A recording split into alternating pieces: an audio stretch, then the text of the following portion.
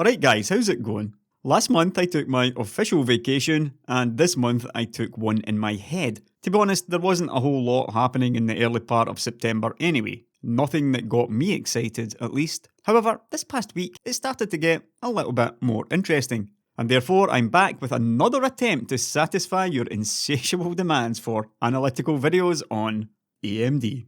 It was last Tuesday in fact when DigiTimes reported that the lead time for production of 7nm chips at TSMC has extended to nearly 6 months from the previous 2 months because of strong demand.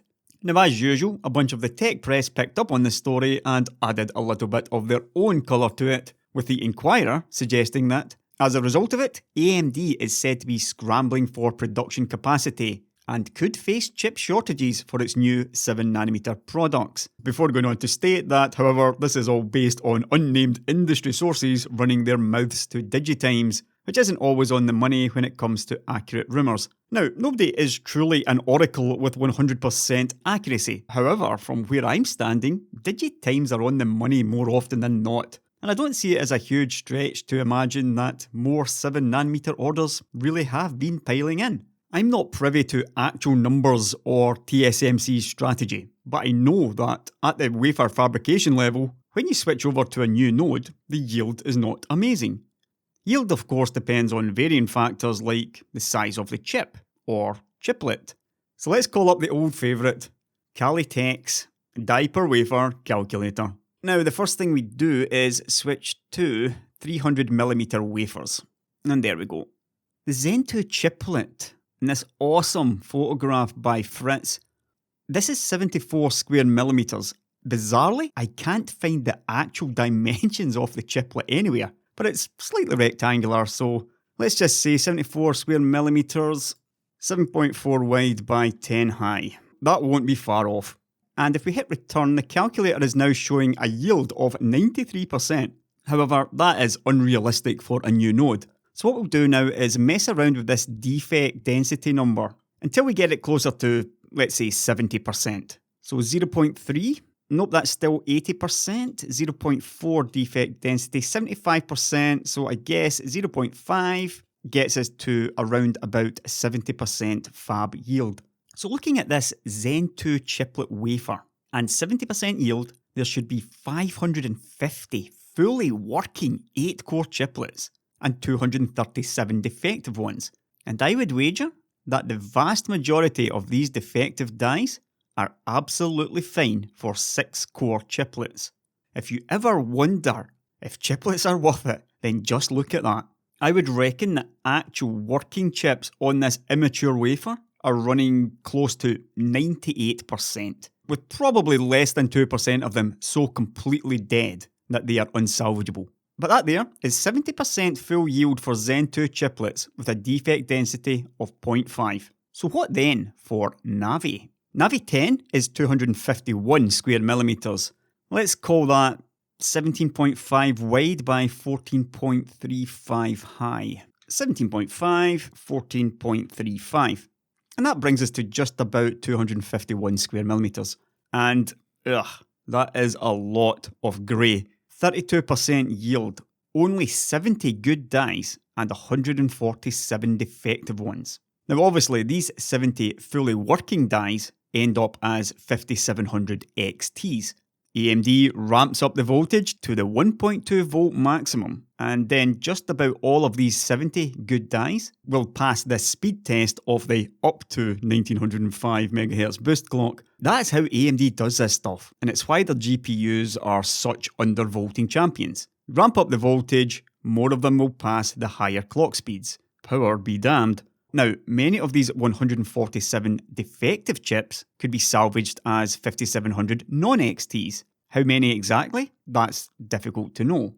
The 5700 isn't a particularly heavily cut down chip. The XT has 11% more shaders. That's these dual compute units. And actually looking at this diagram, if a wafer defect hits any of these dual compute units, it will be fine as a 5700 unless 3 of them are hit. So a defect here, the chip should be absolutely fine to be sold as a 5700. I'm not entirely sure how accurate this block diagram is in regards to proportions, but the shaders appear to comprise at least half of the die. So, as an educated guess, I would reckon that at least 75% of these defective dies are still actually salvageable as 5700s. With that said though, it's still a little hard to believe that AMD would go ahead and manufacture Navi 10 at such bad yield of just over 32%. So I'm already beginning to question this 0.5 defect density figure.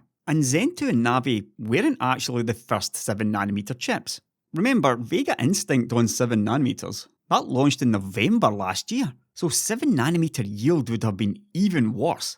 And even though it was a fair bit smaller than the 14nm Vega 10, it is still a fairly large chip at 331 square millimeters, and it is very rectangular. So let's say that's 13mm wide by 25.5 high. 25.5. And now, because it's such an early process, let's switch this to a 0.6 defect density. And ouch, less than 20% yield. 31 good and 131 defective dies. I don't know about you, but these numbers just don't seem realistic to me. AMD launching a chip at 20% yield? To be fair though, these full 64 compute unit dies end up as Instinct MI60s, so they do sell for quite a lot of money. But I think what is telling is the Radeon 7 had 60 compute units versus 64 on the Instinct, and that is barely cut down at all. If yields were actually this bad, surely we'd have seen Radeon 7 launch with a much lower compute unit count. Of course, there is an alternative to all of this, which is a very limited run of these cards were made, and Vega 20 basically end of life now. I think that analysis holds up reasonably well. Anyway, I got a bit distracted there with my favourite toy, but hopefully my point is starting to become clear. Even at pretty bad defect rates of 0.5, the Zen 2 chiplet yield is enormous. If it wasn't, then they simply would not have launched Vega 7nm so long ago, and they wouldn't have launched Navi 10 either. If Zen 2 truly yielded badly, Navi 10 and Vega 20 would barely have yielded at all. Conclusion? There is just no way that bad yield is a factor in Zen 2. And yet anywhere I look, I'm seeing people still waiting on their 3900Xs, or scalping level prices. 700 quid, dear me. And remember, 3900X, these are 6-core chiplets. Guaranteed that all of these are defective dies on this wafer. This is Britain though, so we could always blame the prices on Brexit. So what then of the situation in America? Can't even see a price. Oh wait a minute, $700 there. It was 800 yesterday. And to think I thought that $500 was too much for the 3900X. Let's check the 5700XT. It looks like there's plenty of these in stock. Nothing appears to be sold out, either with the reference cards or these aftermarket cards. And yes, we know that Nvidia has massive GPU mindshare, and AMD really struggles to sell graphics cards. However, there are no apparent supply issues or shortages here. And this is for a chip which, at the wafer level, comes nowhere near the volumes of Zen 2. So if it's not yield that's the problem with Zen 2, and if it's not supply that's the problem with Zen 2, then really that only leaves demand. Of course, supply and demand are two sides of the same coin. Now, Alex over at the website also wrote up a short article on TSMC's 7nm product orders, and he managed to dig up this nice article over at CRN, where AMD executive Scott Ayler was reassuring data center customers that AMD were very well positioned to meet demand for Rome. Ayler, who is the corporate VP and GM of the Data Center Solutions Group, made the comments in a Tuesday briefing in response to concerns that its CPU supply won't be able to keep up with demand, claiming that AMD will be able to meet the needs of a fantastic level of interest. What's interesting about this is, Ayler said his comments were not in response to Digitime's breaking story on TSMC's increasing lead times. And while lead times for 7nm are long, AMD has done a lot of planning, including with OEMs and cloud service providers, for many, many months. And as you can imagine, This is an area where these platforms don't come up overnight. But only 2 days after TSMC's reported increase in lead times, I, for one, wasn't hugely surprised when AMD announced that the 3950X was no longer a September launch, pushed back instead to November. Before it did happen, I had started to get a strong feeling that it was about to happen. As the end of September closed in on us, we simply hadn't heard enough about the 3950X. And also, I am on AMD's PR list, and they hadn't told me anything or asked me if I wanted to review it. They may not anyway, but certainly the feeling that I had was the 3950X was definitely not coming in September. And on the same day as the delay was announced, AMD also announced that the new Threadripper would premiere with 24 cores. Only 24 cores in very small writing. Now compare that to what we saw with their first generation Threadripper, 16 cores, that's some pretty big writing there. And what about 32 cores? Yep, pretty big writing there as well. And you can see what message that they aren't trying to convey in the new one. A reduction in core count generation to generation? I am not impressed by this one iota. However, in terms of this video, well, it's just more evidence to back up a theory which is starting to look pretty solid. Over at the AdoredTV website again, and Kirk wrote up an excellent article covering the 3950X delay and the Threadripper launch.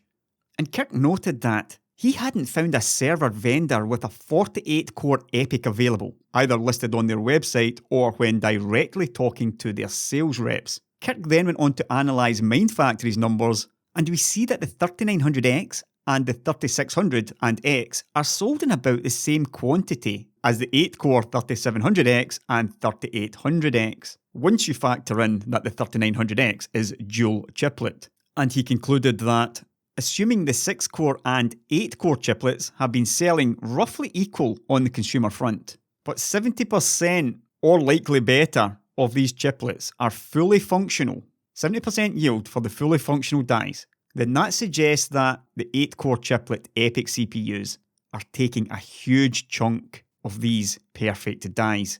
For AMD's part, they were talking about meeting strong demand again in this press release, covering the Ryzen delay on the same day.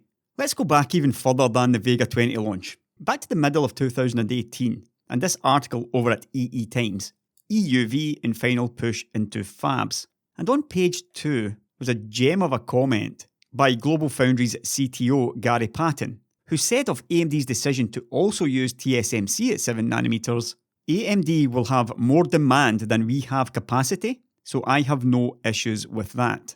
However, only 3 months later, at the end of August, GlobalFoundries announced that they had stopped all 7nm development. And this episode led me to releasing the GlobalFoundries and AMD story a couple of days later. This is what I said near the end of the video. What this means for AMD, we already know Rome and now obviously Vega as well will be manufactured at TSMC. Regarding what happens with the next generation game consoles, we're not entirely sure yet, and there must be some kind of worry regarding Ryzen on the desktop. That could still remain on 12nm over at GlobalFoundries, while AMD uses 7nm for the high margin, low volume chips. Now remember, this was before we even knew for certain that Rome was chiplet based. Even though I had leaked this all year long, we didn't actually know for sure until November during Next Horizons, and it was after that that I went all in this whole Ryzen EPYC Threadripper using the same chiplet angle. But anyway, I continued on with whether AMD can get all the wafers it needs in the short term over at TSMC 7nm. That's a good question. Many people were happy to see GlobalFoundries dropping out at 7nm. Believing that they had become little more than a millstone around AMD's neck. From my perspective, both companies were about equal to blame for both of their misfortunes. Had AMD had decent chips in the early parts of the 2010s, they'd have sold more chips, meaning more wafers, and both of the companies would have prospered. But the fact is, their products were just not good enough, and millions of chips went unsold, which meant they had to pay fines to GlobalFoundries. But now in late 2018, with great products coming in soon for AMD and GlobalFoundries dropping out of the game at 7nm, my concern was the opposite to that. How could AMD possibly meet demand with so many 7nm products? And I speculated in a later video, which I had a look for but I can't find it now,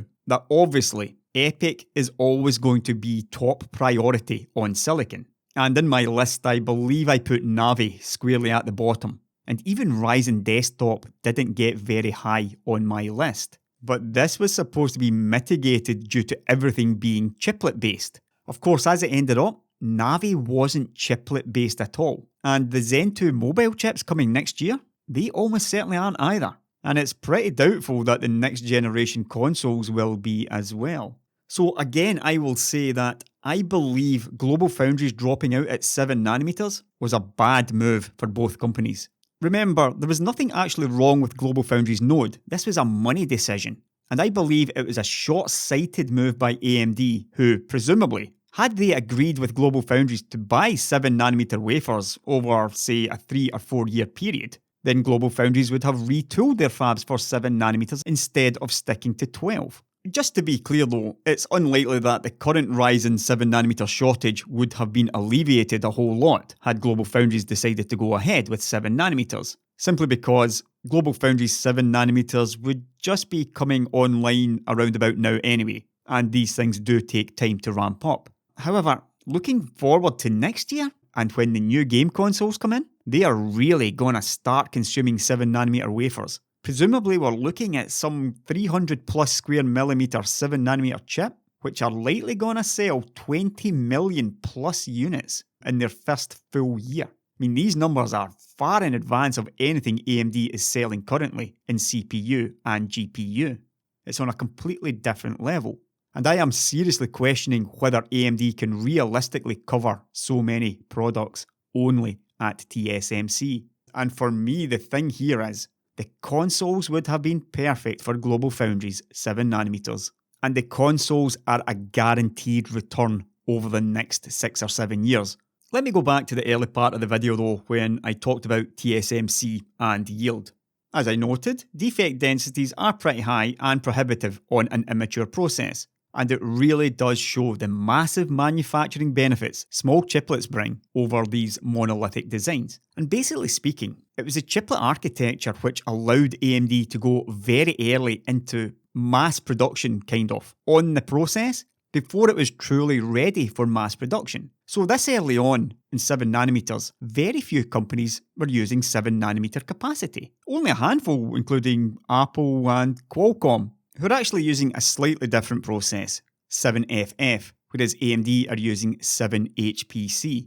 They're both the same 7nm node, but one is tweaked for mobile and one is tweaked for HPC, and they're both on different manufacturing lines. But getting back to my main point, only certain types of chips are reasonably manufacturable so early on a new process. Mobile chips, because they're small, FPGAs, which are large but they are incredibly resilient to defects, and now chiplets. So any company that isn't using these methods, like for example Nvidia, they won't touch the process at this stage unless we're talking these ridiculously expensive Teslas. Even huge GPUs, which barely yield, they're still worth it simply because they are selling them at extremely high prices. But typical gamer GPUs, that early on a new process, Nvidia would never accept this kind of yield like what we may be seeing with Navi. So Nvidia, and most others in fact, they will have been waiting until the process reaches maybe 0.2 or at worst 0.3 defects before they decide to jump onto the new node. My analysis of this recent increase in TSMC's lead times is that their process likely reached this point, maybe say 0.25 defects, very recently, perhaps even surprisingly fast, which has caused a bunch of non-cutting edge companies to jump in on the 7nm action almost overnight. However, manufacturing capacity isn't something that can be just switched on overnight. It takes time to ramp up. Companies who want it now need to wait 6 months for product. Was switching to Samsung yet another inspired decision by Nvidia? Say it ain't so. Regarding AMD's current and future fortunes though, I think a lot here depends on just how much capacity TSMC has agreed with them, and how much of the new capacity coming online is going to the mobile and these other guys. But one thing is absolutely certain. When the consoles come online, At no time in their previous history will AMD have consumed more wafers than they will want in 2020. I really hope that this decision by GlobalFoundries doesn't come back to haunt them, and haunt all of us in fact, because it's simply going to mean even higher prices. In the meantime, what we see with Ryzen today, high prices and shortages, and now what we're getting with this underwhelming 24-core Threadripper part, it is undoubtedly the result of massive demand for these epic 8-core chiplets. The only 8-core chiplets we've seen with Ryzen 3000 so far are the 3700X and 3800X, which are clearly bottom-of-the-barrel silicon.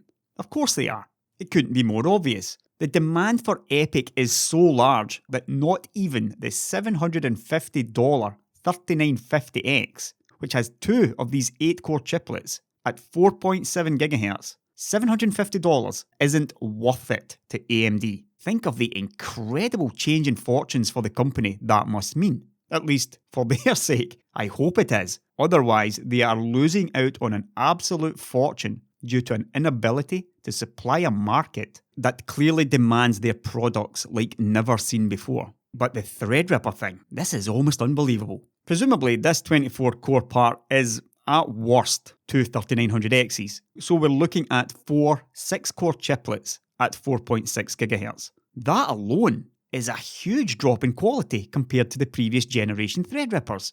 You remember this first generation slide which boasted of Threadripper being selected from the top 5% of dies. These are dies that are nearly on par with some of the best EPYC Naples chips. Let's go back to the silicon calculator again to look at what this likely means today though. Today I am assuming that TSMC's 7nm defect rate is 0.25. So the same Zen 2 chiplet, 7.4 wide by 10 high, and of course a 300mm wafer as usual. 656 of these are working chiplets, and we know for a fact that AMD is selling all of these.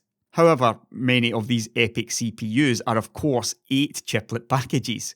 It's hard to know exactly what percentage of these 656 will end up as the 3800X and 3700X, but it won't be a very high number. For me, less than 10%. And I believe that almost 600 of these chiplets per wafer go towards creating EPYC CPUs today, which could mean an average of around 100 or more complete EPYC CPUs with what must be an average selling price of a couple of $1,000. This other 131 defective dies, almost all of them salvageable in some way. And even now, with this 24-core Threadripper coming in, which is practically guaranteed to cost at least $1,000, and quite possibly as much as $1,500, making even more money on the defective dies on the wafer. What used to be the top 5% of Zen 1 dies are now bottom 20% of 7nm dies, at best. Remember, if it's an 8-core chiplet, it's an EPYC, or it's one of the bottom barrel Ryzen 7s. That simply means that the bottom 20% of chips on this wafer are the defective dies. Threadripper made out of defective dies. And what's probably even more telling is there are no indications of full 8-core chiplet Threadripper parts coming anytime soon. And looking at the 3950X, which was delayed, 4.7 GHz and 2 chiplets costing $750? I do not believe that this chip will launch even in November at $750. They'll either delay it again or they will raise the price to $999. And it will be a paper launch. The simple facts here are the desktop market is simply not lucrative enough to justify decent quality 8-core silicon. And let me be frank here, I do not believe for a minute that the 3950X is top drawer 8-core silicon. The 2 chiplets in the 3950X are for me more likely to be mid-tier silicon. So while they are good dies, we're talking near the bottom third or bottom quarter of these fully working 656 dies. They are, however, clearly better than what we see currently with the 3700X and 3800X. Now, I've also read some questionable analysis on this part being delayed. Even yesterday on DigiTimes, where the news apparently was, unsatisfactory clock speeds are the real cause of AMD delaying the launch of its 16-core Ryzen 9 3950X processor. And apparently it's got nothing to do with support from its foundry partner TSMC, according to sources at motherboard makers. Now, this is just complete bunk. AMD are well aware of how the silicon on their wafers perform, and they have known it for months, likely as far back as last November. They aren't failing to hit clock targets on a new product, it's the same chiplets they've been selling the past 6 months. The 3950X is delayed because AMD cannot sell enough 8-core chiplets as EPYCs at far higher prices. It really does show just how much AMD has matured as a company. They are now willing to make these decisions, to essentially sacrifice the desktop parts to maintain EPYC sales. On top of that, if people can't get enough of the 3900X, why would they bring the 3950X out? The fact here is, any other company today would have done the same thing. AMD though, before Lisa Su, probably wouldn't have. But I also feel that it's been far from perfect. Clearly, all year AMD has struggled with how to approach this newfound massive lead that they've got. All year, I heard from the motherboard guys that there may only be a 12-core part at launch, and the 16-core part coming later, because AMD weren't sure what the best way forward was. And now we can see them still basically reacting on the fly to market forces. There's no way Lisa Su would stand up on stage and say September for the 3950X if she wasn't sure that that was going to happen back then. However, with demand for EPYC being so insanely high, and demand for the 3900X being so high that they're essentially unavailable, and certainly nowhere near MSRP, releasing the 3950X just makes no sense, financially. Like I said, I still doubt that this will happen even in November.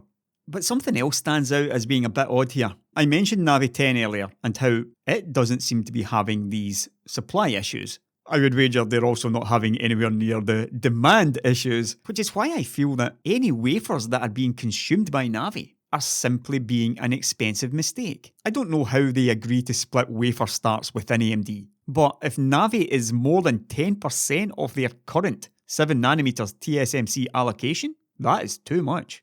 If it's anywhere near, say, 25% of the total allocation, which I doubt, but I don't know, then I would say that that is far too much. Every wafer that is being consumed by Navi is simply costing the company a fortune. And what's more, it appears that there are more Navi GPUs coming soon, according to PC Games N, who reckon that there are 2 new chips coming, Navi 14 and Navi 12, which should launch before the 15th of October.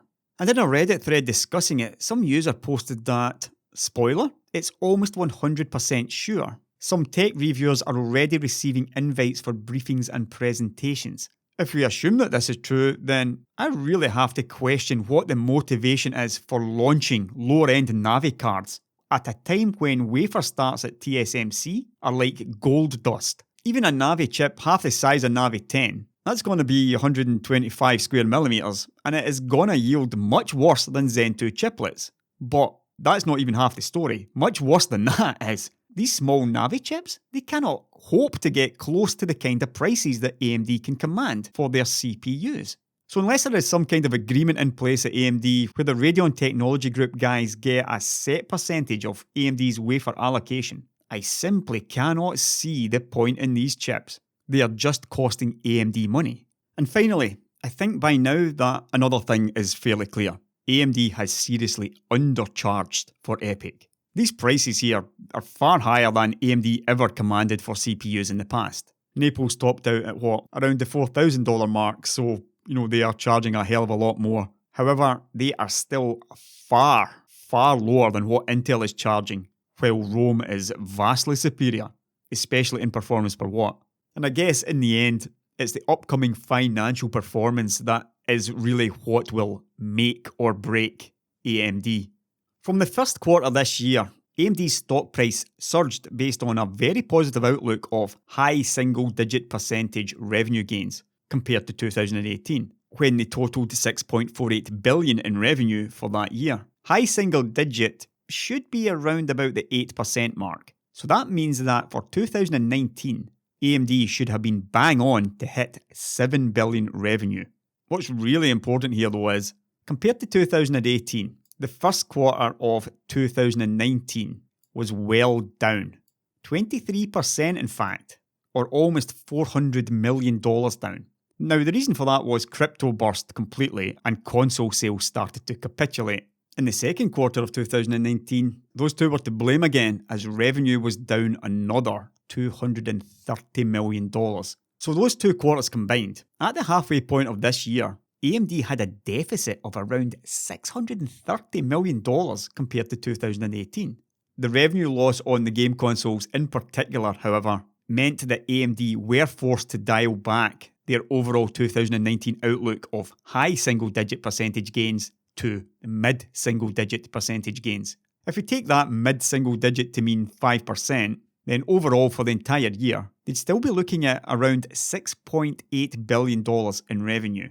And after the disappointing second quarter, AMD provided revenue guidance of $1.8 billion for the third. So if we simply add this $1.8 billion to the $1.27 billion of the first quarter and the $1.53 billion of the second quarter, that brings them to $4.6 billion, which means that in order for them to hit even their downward revised guidance of mid-single-digit revenue, AMD needs to hit $2.2 billion in the fourth quarter. This very large projected increase in revenue is all very high margin stuff. Like I said, the current console generation is basically dead, as is crypto. So all of this increase for the second half of the year is coming off the back of Ryzen and Epic sales. Typically, the third quarter would be AMD's best quarter.